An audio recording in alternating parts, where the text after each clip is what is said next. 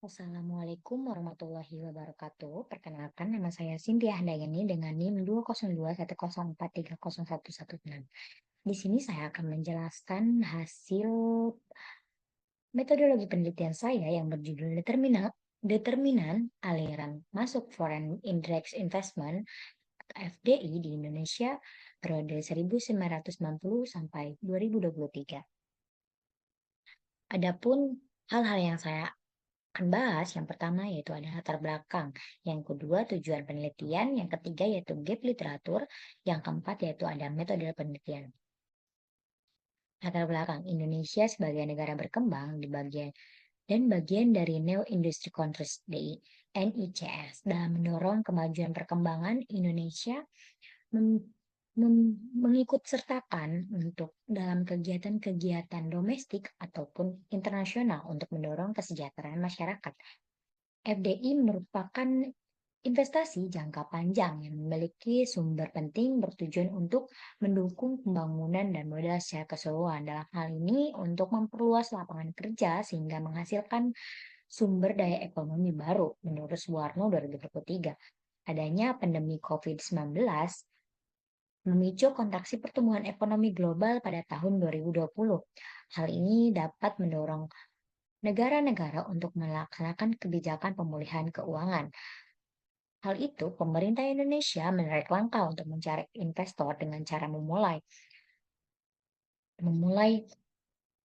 proyek pembangunan di seluruh wilayah dengan pendanaan dari investor. Tujuan penelitian yaitu pertama, melakukan pengujian dan analisis tentang dampak produk domestik bruto atau PDB terhadap Foreign Direct Investment (FDI) di Indonesia selama periode 1990 sampai 2023. Yang kedua, melakukan pengujian dan analisis tentang dampak inflasi terhadap Foreign Direct Investment di Indonesia selama periode 1990 sampai 2023. Yang ketiga yaitu melakukan pengujian dan analisis tentang dampak nilai tukar atau kurs terhadap Foreign Direct Investment (FDI) di Indonesia selama periode 1990 sampai 2023. Yang keempat, melakukan pengujian analisis tentang dampak suku bunga foreign direct terhadap foreign direct investment (FDI) di Indonesia selama periode 1990 sampai 2023. Gap literatur. Menurut Ines Anggela, Eva Maharani, dan Eni Setiawati 2024 menunjukkan bahwa GDP, inflasi, suku bunga, dan keterbukaan perdagangan berpengaruh signifikan terhadap FDI di 6 negara di Asia. Hal ini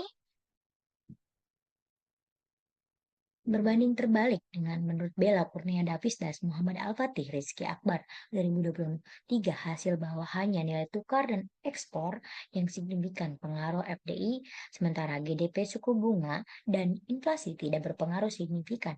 Menurut Firdaus Jufrida et al. 2016 menemukan bahwa FDI memiliki pengaruh positif, namun tidak signifikan terhadap pertumbuhan ekonomi di Indonesia. Berbeda dengan investasi domestik yang berpengaruh signifikan. Menurut Fajar Nurbahani Aslam dan Ari Rudatin 2022 menemukan temuan yaitu GDP berpengaruh positif dan keterbukaan perdagangan berpengaruh negatif terhadap FDI di ASEAN, sementara inflasi dan suku bunga tidak berpengaruh. Menurut Rizka Amelia dan Rivi Koirudin 2023 menekankan bahwa nilai tukar berpengaruh negatif dan ekspor berpengaruh positif.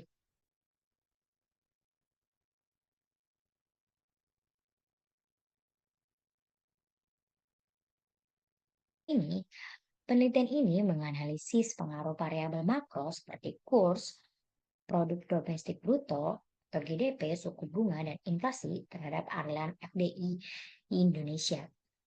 Berwawasan lebih kompetitif dan mendalam dibandingkan dengan studi sebelumnya yang umumnya berfokus pada periode waktu yang lebih pendek atau hanya sebagai variabel ekonomi. Misalnya, studi All Ines Anggela Eva Maharani dan Eni Setiawati 2024 mengungkapkan bahwa GDP, inflasi, suku bunga, dan keterbukaan perdagangan secara simultan berpengaruh terhadap FDI di Asia.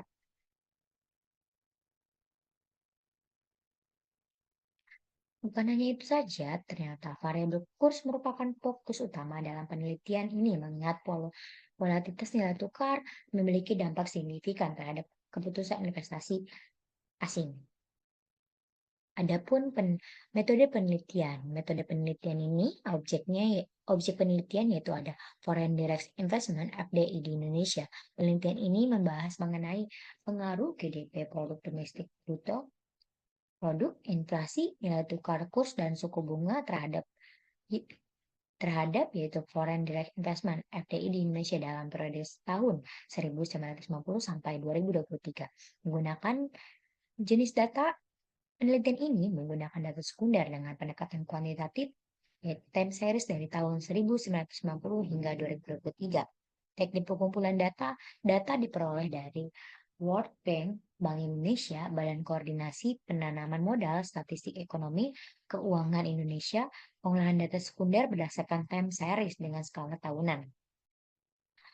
Metodologi penelitian, alat ukur penelitian yaitu alat ukur menggunakan dua software yaitu Microsoft Excel untuk pengolahan data dan tabel dan APIUS untuk analisis regresi ECM, Error Correction Model. Metode analisis pada kali ini saya menggunakan model analisis Error Correction Model atau ECM. Tahapan ECM yaitu ada uji asumsi klasik, uji stasionaritas, uji kointegrasi, dan terakhir yaitu uji signifikasi. Terima kasih. Cukup sekian dari saya. Wassalamualaikum warahmatullahi wabarakatuh.